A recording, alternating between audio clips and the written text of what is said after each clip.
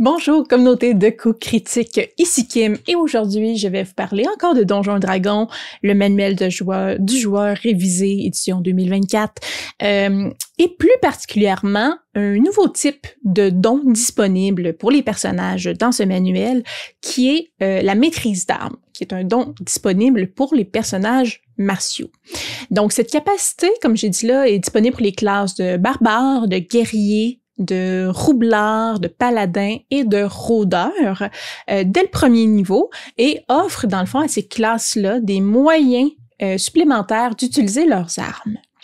Donc concrètement, ça donne aux personnages martiaux plus de variété, voire peut-être même d'utilité sur le champ de bataille, quoique qu'il y en avait déjà beaucoup, là, on s'entend, c'est des personnages martiaux, mais ça aide quand même. Idéalement, le but, là, c'était vraiment d'aider à équilibrer leur puissance avec celle des lanceurs de sorts, tout en encourageant à essayer différents types d'armes. Donc, ça permet aux personnages martiaux d'être parfois autre chose qu'un, désolé les termes anglais, là, mais un striker qui frappe très fort, ou un defender. Donc, il peut des fois mieux défendre, il peut parfois aussi mieux contrôler le terrain. Je dirais que c'est un des grands plus de la maîtrise d'armes, cette possibilité-là de contrôler davantage le terrain. Donc, chaque type d'arme du jeu est associé à un des 8 mouvements d'armes qui peuvent être utilisés à chaque tour lorsque les personnages effectuent leur action d'attaquer. Donc, il s'agit de ralentir les ennemis, de les renverser, de les rendre plus vulnérables aux attaques. Les nouveaux pouvoirs des armes peuvent quand même être assez puissants. Donc, aujourd'hui, on va faire le tour de ces 8 mouvements-là avec une petite description puis mon appréciation de ces 10 mouvements-là. Donc, le premier, c'est Cleave. Donc, je commence peut-être avec un qui me déçoit davantage. Malheureusement, l'action Cleave semble plus intéressante en théorie qu'en pratique, selon moi. Les joueurs qui utilisent donc la grande hache ou une hallebarde peuvent cleaver, donc peuvent utiliser leur arme pour attaquer 2 créatures en même temps. Mais il existe quand même un nombre quand même assez, pas élevé, mais les restrictions pour utiliser cette habilité-là sont quand même assez importantes pour que ça soit très situationnel, les moments où Cleave va vraiment être utile. Donc, c'est vraiment dû à la manière dont le personnage doit être positionné sur le terrain et les ennemis soient positionnés qui rend ça, comme j'ai dit, très situationnel. Donc, Cleave stipule que lorsque les joueurs frappent une créature et qu'il y a une autre créature hostile à moins de 1,5 mètres, donc à 5 pieds du joueur et de la première créature, le joueur peut également faire un jet d'attaque contre cette deuxième créature-là. Sur un toucher, donc si on attaque, on touche la deuxième créature, ce deuxième ennemi-là va subir les dégâts des dés de dégâts de l'arme, mais pas le modificateur de dégâts du personnage. Donc, on fait quand même moins de dégâts à la deuxième créature. Les effets de sort, comme par exemple la marque du chasseur, là, vont quand même s'appliquer. Donc, c'est juste le modificateur de dégâts du joueur qui ne s'applique pas. C'est aussi une maîtrise d'armes qui souffre, je vous dirais, peut être utilisée seulement une fois par jour ou par long rest, contrairement aux autres maîtrises d'armes. Donc, globalement, son potentiel de dégâts est inférieur à d'autres maîtrises d'armes à cause de ces restrictions-là et à cause qu'on peut l'utiliser juste une fois par long rest. Grace, en contrepartie, donc Grace, c'est une maîtrise d'armes qui garantit que les attaques des joueurs vont toujours faire des dégâts, peu importe ce qui se passe. Donc, ça se distingue des autres maîtrises d'armes au fait que c'est pas utilisé activement, mais plutôt comme un effet lorsque les joueurs ratent. Donc, c'est pas quand on utilise l'arme ou c'est pas quand on réussit la touche avec notre arme qu'il se passe quelque chose, mais au contraire, c'est qu'on va écorcher l'ennemi si on n'est pas vraiment capable de le toucher. Donc, ça s'applique aux attaques effectuées avec des glaives, des épées à 2 mains, et donc, lorsque le joueur rate une attaque contre une créature, la créature subit toujours des dégâts égaux au modificateur de dégâts du joueur. Généralement, sa force, quand on parle de ces armes-là. Graze et Cleave, donc je viens de parler, c'est aussi les maîtrises d'armes qui s'appliquent au plus petit nombre d'armes, donc 2 chaque. Et les autres, vous allez voir par la suite, là, touchent beaucoup plus d'armes en général. Graze au premier niveau est quand même très intéressant parce que avoir des dégâts, on touche pas tout le temps les premiers niveaux, on a des moins gros bonificateurs, tout ça. Quoique les ennemis ont des fois des moins bonnes AC, mais bon. Donc, les dégâts aussi qu'on fait au premier niveau sont tout le temps un peu plus faibles. Les points de vie que les ennemis ont sont plus bas. Donc, de pouvoir faire systématiquement les modificateurs de dégâts qu'on ne touche pas sur un ennemi bas niveau, c'est payant. C'est vraiment très efficace. Donc, puis c'est surtout aussi à des niveaux, on s'entend là, de 1 à 4, donc les personnages martiaux, ils n'ont pas encore leur deuxième attaque, donc le fait qu'on fait des dégâts même quand on ne touche pas avec notre seule attaque, c'est très rentable, je vous dirais, comme maîtrise d'armes. C'est vraiment pratique, personnellement, je trouve, là, on a moins l'impression de gaspiller notre tour. Comme les ennemis n'ont pas une tonne de santé aussi, ça fait quand même une bonne coche dans leur point de vie, dans leur banque de points de vie. C'est sûr que en tant que joueur, là, plus on monte de niveau, plus les ennemis commencent à accumuler les points de vie, Graze va devenir écorché, là, devient de moins en moins utile. Notre modificateur change là, si aux 4 niveaux, on s'ajoute des modificateurs de caractéristiques, là, mais ça change pas des tonnes. Fait enlever enlever 4 points de vie à un gobelin bas niveau, ça paraît plus qu'enlever 4 points de vie à une super liche haut niveau, là. Donc, plus on avance dans le jeu, moins Grace va devenir utile, moins on va l'apprécier. Grace est aussi limité, je vous dirais, par le fait que ça peut pas être cumulé avec d'autres modificateurs ou d'autres améliorations de dégâts. Les règles stipulent spécifiquement que les dégâts de Grace ne peuvent provenir que du modificateur de capacité du personnage. Donc, les poisons qu'on pourrait mettre sur les armes, les améliorations de sorts, ne changent pas, dans le fond, les dégâts qu'on fait avec cette maîtrise d'arme-là ou cette habileté d'arme-là. Donc, néanmoins, c'est une bonne... personnellement, je trouve que c'est un très bon mouvement d'armes pour les débuts d'aventure, pour les bas niveaux. Et ça, pour les joueurs qui aiment avoir une certaine stabilité, une assurance que leurs attaques vont fonctionner ou qu'ils vont faire du dégât de manière stable à travers le temps, ça va être une maîtrise d'armes qui va être fort appréciée, je crois. Mais qu'avec le temps, on va chercher à utiliser d'autres armes et acquérir d'autres maîtrises d'armes pour que ça ait plus d'impact sur le terrain. Nick est la prochaine maîtrise d'armes qui a été spécialement conçue pour les attaques à 2 mains. Donc, lorsqu'on tient 2 armes dans 2 mains différentes. Donc, ça va être plus utile, on s'entend, pour certaines classes de personnages que pour d'autres. Donc, ça s'applique à une gamme, je dirais, assez large d'armes légères. On parle de la dague, du marteau léger, de la faucille, du cimetière. Et ça peut être utilisé lorsque, dans le fond, on a une arme légère dans la main secondaire du personnage. Donc, son effet est assez simple, en fait. Au lieu de faire une attaque avec la main secondaire en tant qu'action bonus, l'attaque avec la main secondaire se fait dans l'action d'attaque initiale. Donc, notre action d'attaque, on attaque avec les 2 mains plutôt que brûler notre action bonus pour attaquer avec notre deuxième main. Ce qui nous permet de garder l'action bonus pour faire autre chose. Cette économie d'action-là peut être quand même très intéressante pour les classes qui reposent ou qui utilisent beaucoup leur action bonus. Et là, je pense très fortement aux roublards, donc au rogue, qui ça lui permet de garder sa bonus action pour se désengager, pour se cacher, donc pour faire tout ce qu'il veut avec sa bonus action. Ça permet de l'attaquer 2 fois, ce qu'il peut rarement faire, et en plus, faire son action bonus.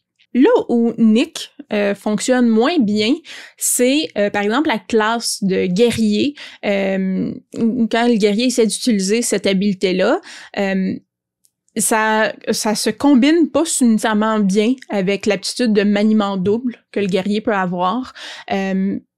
Donc c'est l'aptitude quand même assez courante là, que les guerriers qui se battent à deux armes, qui leur permet d'utiliser, dans le fond, des armes non légères dans leurs mains secondaires. Mais Nick est juste sur les armes légères. Donc, la combinaison ici, là, ça fonctionne pas super bien. Au-delà de ça, les guerriers puis d'autres classes martiales ont pas beaucoup d'utilisation super utile avec leur action bonus. On s'entend, là, il y a Second Souffle et Rage pour le barbare, mais c'est des actions bonus qui sont souvent limitées ou qu'on n'utilise pas à tous les tours. Donc, ça devient moins important d'avoir ce mouvement d'arme-là qui est utile à tous les tours pour une action bonus qu'on utilise une fois par 6-10 tours. Je pense à l'ancien Rage, mais qui éventuellement, maintenant, même dure beaucoup plus longtemps.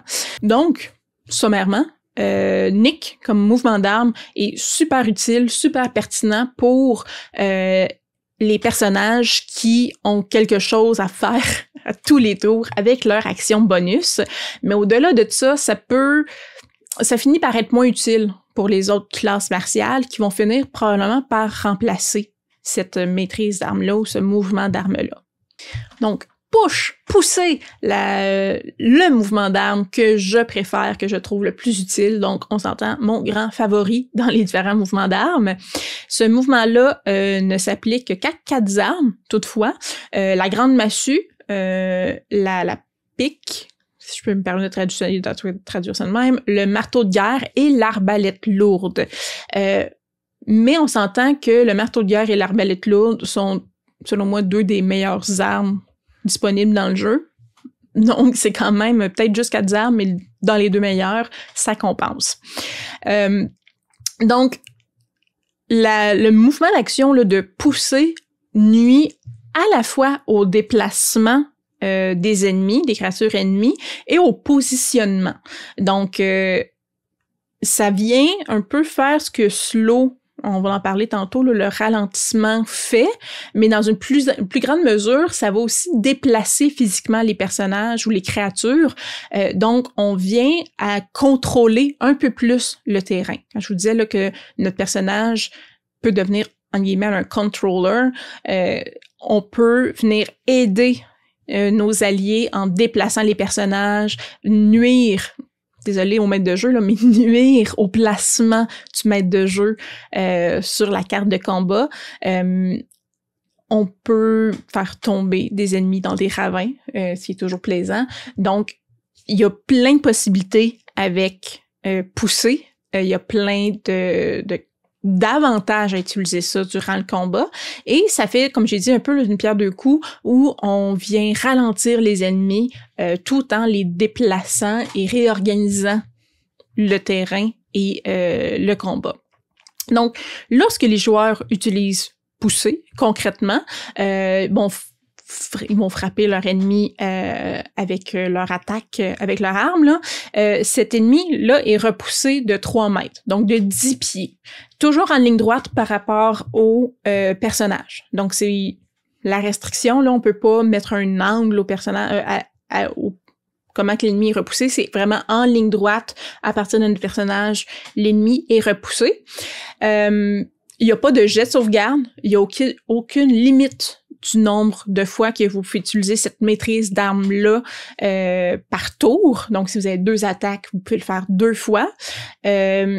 Ni au nombre de fois, en fait, que ça peut affecter aussi la même créature. Donc, vous pouvez attaquer, pousser, avancer sur la créature, la réattaquer et la repousser.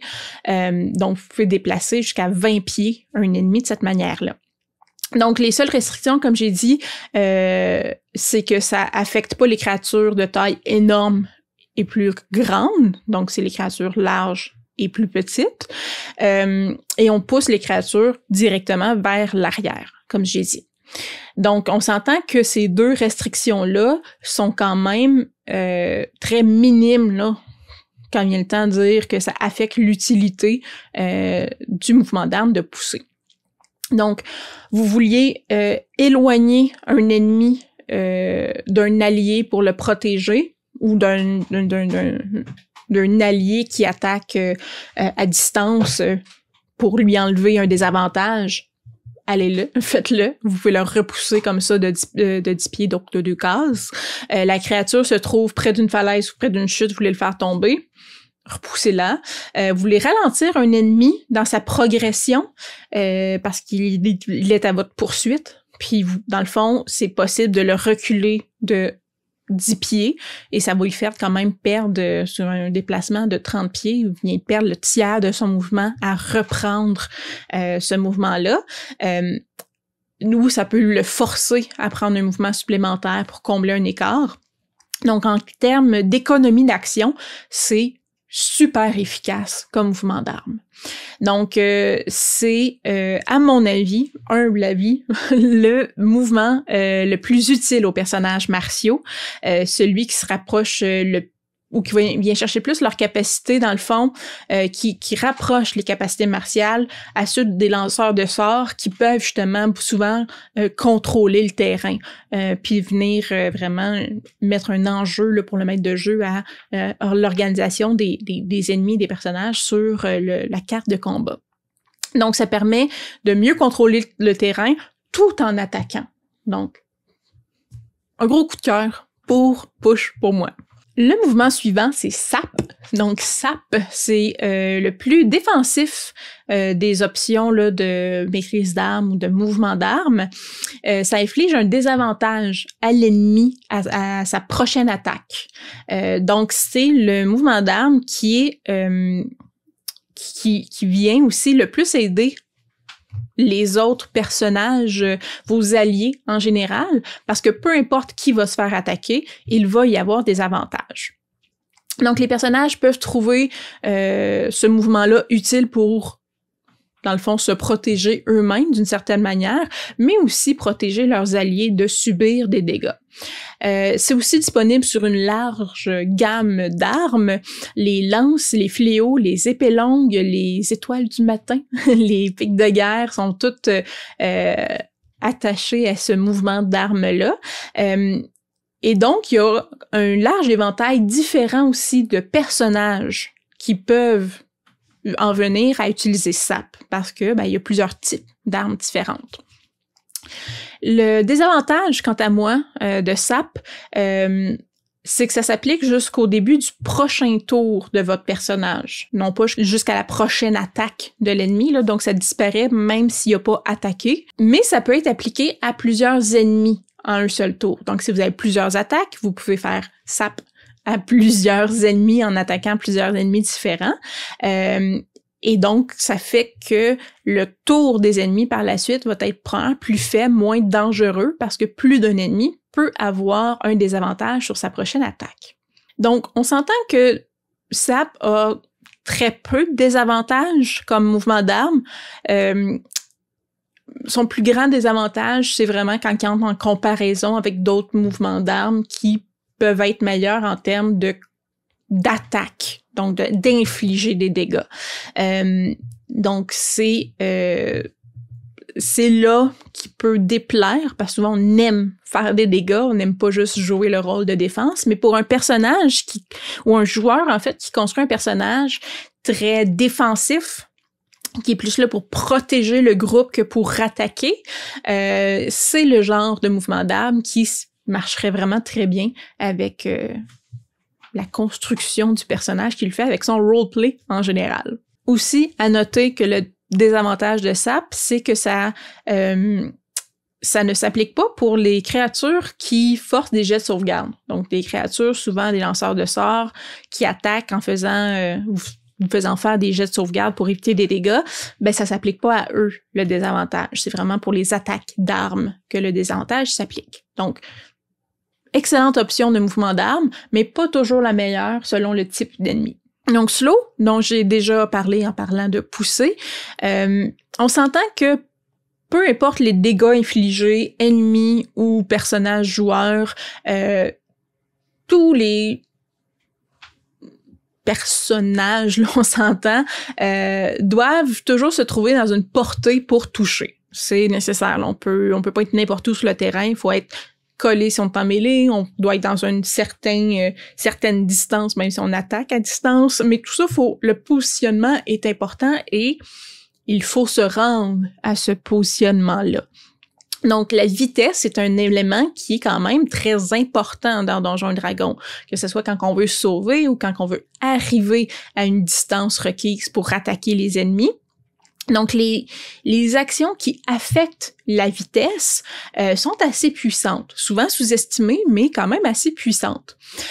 Donc, slow, ce mouvement d'arme-là, le ralentissement, fait exactement ça en diminuant la vitesse d'une cible de 10 pieds, 3 mètres ou 2 cases, lorsqu'elle est touchée par une attaque.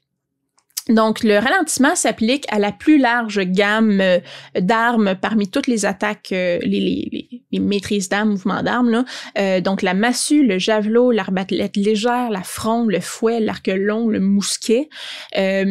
Donc, c'est puissant dans le sens où ça peut être appliqué à plusieurs créatures aussi au sein du même tour. Donc, ça s'applique aux personnages martiaux, les classes martiales, les maîtrises d'armes, classes martiales vont souvent avoir plus d'une attaque, éventuellement en montant de niveau. Donc, on peut l'appliquer à plusieurs ennemis ou plusieurs créatures. Et ça affecte aussi toutes les formes de vitesse, que ça soit, la marche et ou courir, là, mais le vol, la nage aussi sont affectés par ça. Donc, ralentir un ennemi peut l'empêcher d'atteindre un allié, forcer, même chose que j'avais dit pour push, là, forcer à prendre un tour, une action supplémentaire pour foncer, dasher au lieu d'attaquer. Donc, ça inflige pas de dégâts supplémentaires, slow, mais ça constitue quand même une excellente défense. Et ça peut être utilisé pour rester aussi à portée des ennemis que nous, on désire attaquer. Donc, empêcher l'ennemi de se sauver, c'est quand même assez intéressant. Donc, son inconvénient principal, c'est aussi quand l'ennemi est là où il veut être. Donc, il va pas chercher à se déplacer. Il est content de vous attaquer. Il veut pas s'éloigner. Donc, push devient plus intéressant là que slow parce que non seulement il recule de la distance que slow, dans le fond, enlève au personnage, mais en plus, il le déplace, le forçant à se redéplacer par la suite et qui peut créer des attaques d'opportunité si on le met à côté d'autres personnes.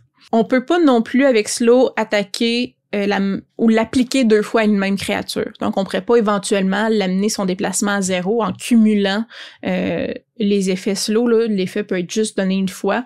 Par la suite, il faudrait le donner à d'autres personnages pour que ça se réapplique. L'avant-dernier mouvement, topple, donc topple qu'on peut traduire par renverser, est vraiment un mouvement d'action, je vous dirais, là, qui est une lame à double tranchant.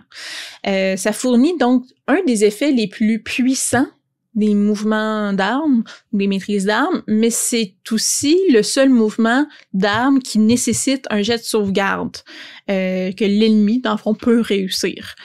Donc, tous les autres maîtrises d'armes dépendent soit que votre attaque réussisse pour prendre effet, soit, un peu éventuellement de votre chance de l'appliquer ou pas si vous réussissez l'attaque, là. Mais topple, renverser, c'est la seule que l'ennemi a un peu son mot à dire, entre guillemets, en pouvant réussir un jet de sauvegarde. C'est quand même dommage dans l'optique où l'effet de renversement, là, topple, est super utile.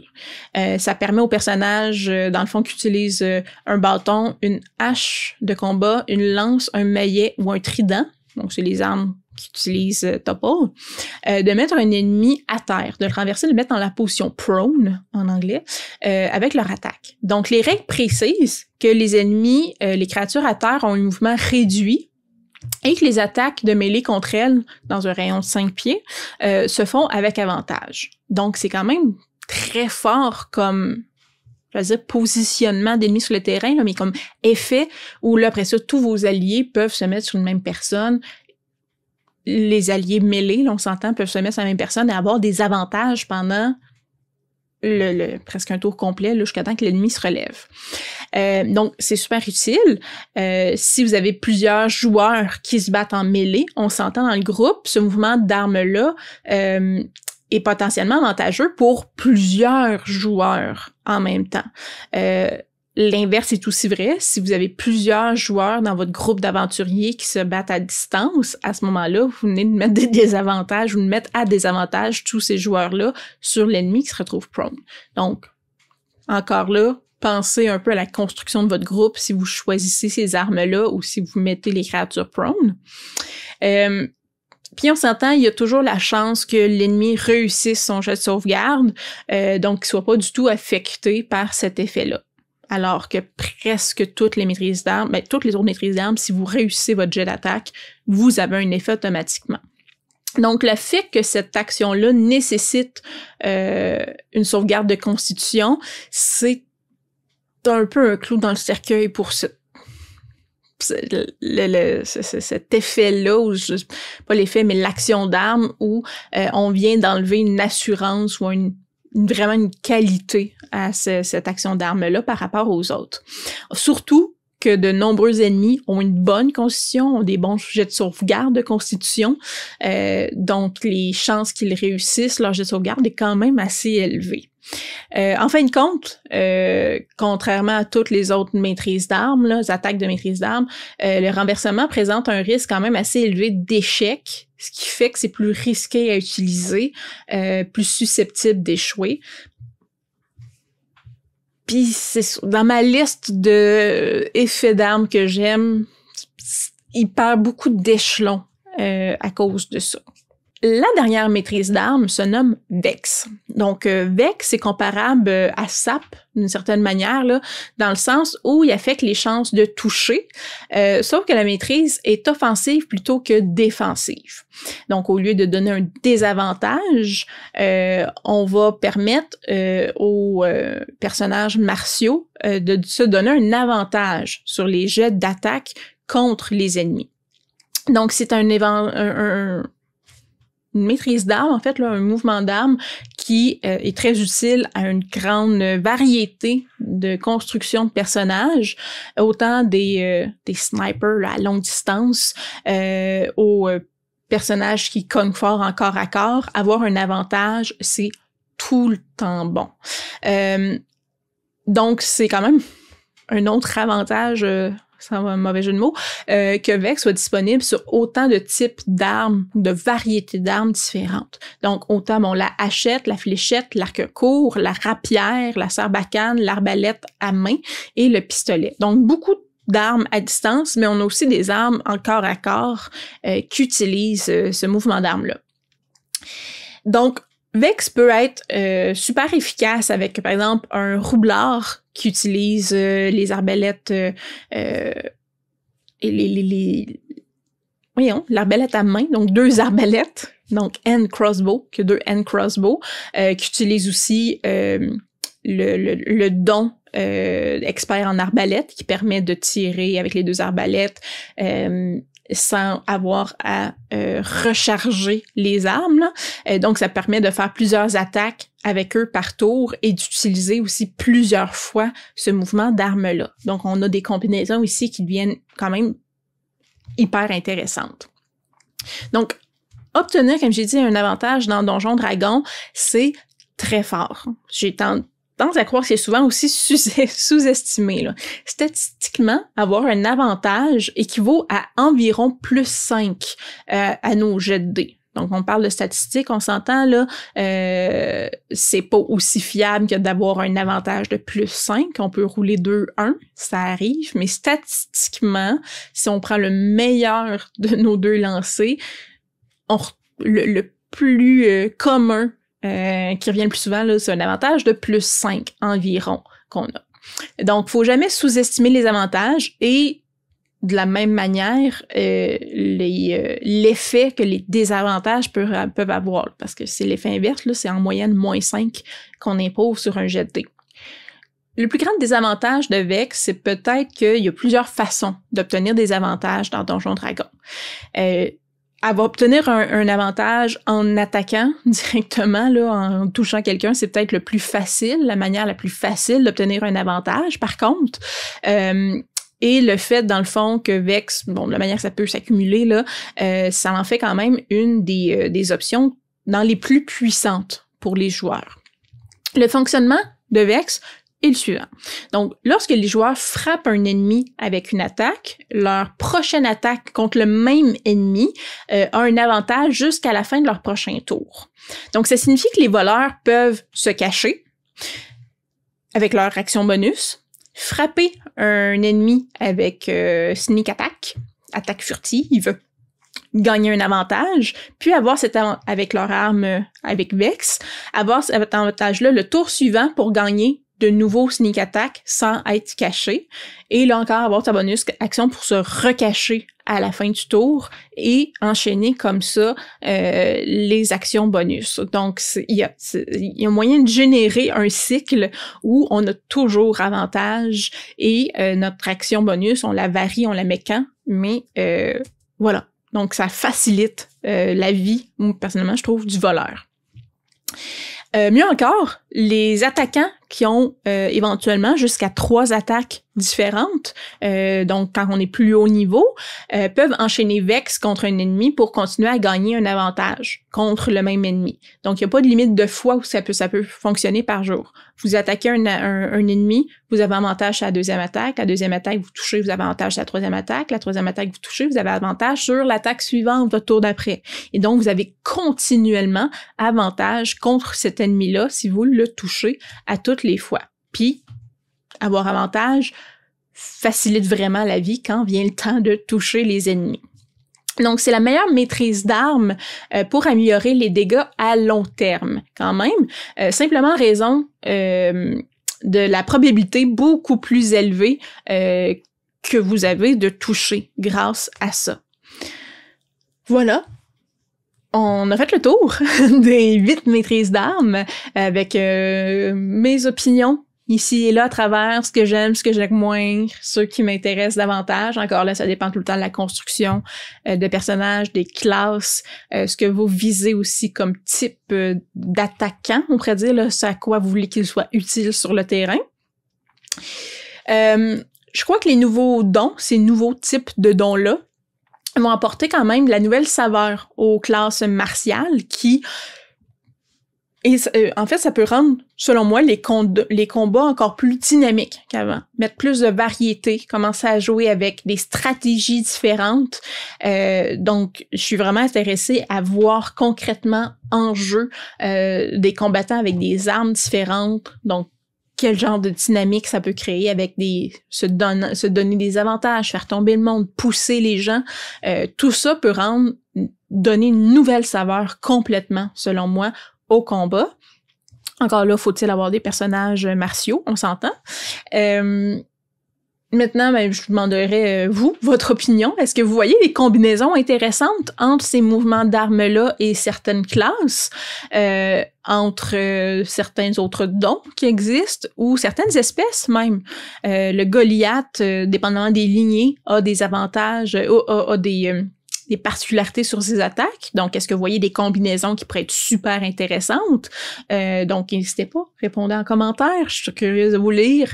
Voilà, si vous aimez ces vidéos-là, un petit pouce en l'air, ça nous encourage. Aimez la chaîne. Et sinon, on se revoit la prochaine fois. Bye!